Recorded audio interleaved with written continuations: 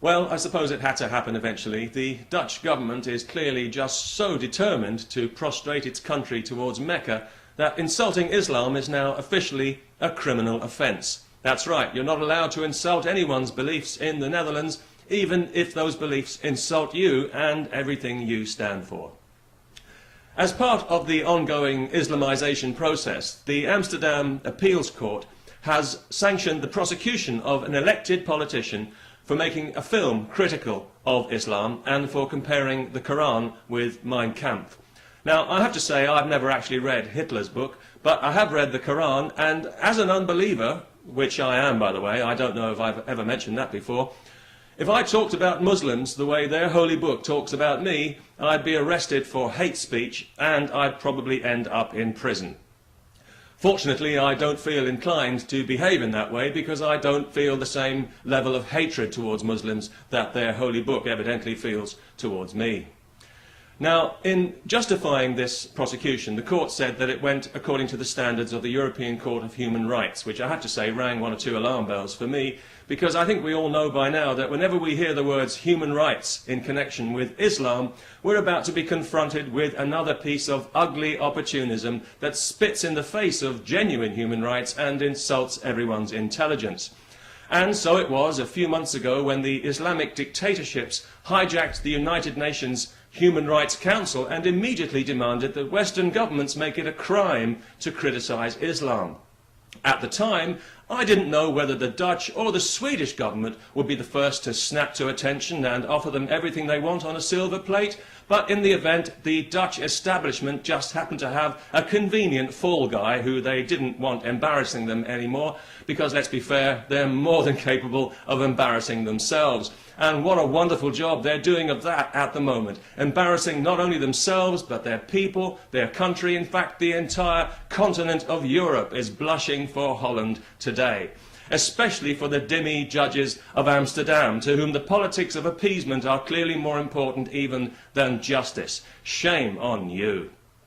And what kind of justice system is it where the truth is inadmissible as evidence? What kind of a place are the Dutch people allowing their country to turn into, from a beacon of enlightened liberal values to the leading edge of the new totalitarianism in just a few short years, thanks entirely to the influence of Islam? You're being chewed up and spat out is what's happening to you people. Look at what you're doing. You're prosecuting a man who lives under 24-hour protection from attack by violent Muslims, yet he's the criminal for expressing an opinion. Lewis Carroll couldn't have written this one any better. Nobody should be compelled to respect an ideology that doesn't respect them. And Islam respects nobody. It claims dominion. Respect doesn't come into it. You submit. That's the deal. The Dutch people are finally waking up to this fact. 60% of them now consider Islam to be a threat to their national identity. Unfortunately, none of those people are in power. The ones who are in power have pretty much backed themselves into a corner. Either continue with this toxic multicultural lie indefinitely, or admit to a catastrophic mistake in opening the floodgates to Islam in the first place. But they could never do that because that would be racist. That's quite a predicament, isn't it? It would be funny if it wasn't so tragic. In fact, it's still quite funny because stupidity in action is always pretty funny. But this is a dark hour for the Netherlands, there's no doubt about that. And it's also kind of a watershed moment for the rest of Europe. We'll all be watching now to see how this turns out. If these charges succeed, we'll know the dike has been breached, and that's the beginning of the end of justice as we know it in Europe, and the beginning of creeping Sharia, or injustice as we know it. Looking forward to that? No, me neither. Now, the truth is sometimes offensive. There's no doubt about that. But it doesn't make it any less true. And the truth is that there are millions of people all over the Western world who are absolutely sick and tired of Islam. They're sick of hearing about it, and they're sick of having to make allowances for it that aren't deserved. And they feel enough is enough, and their voices will be heard.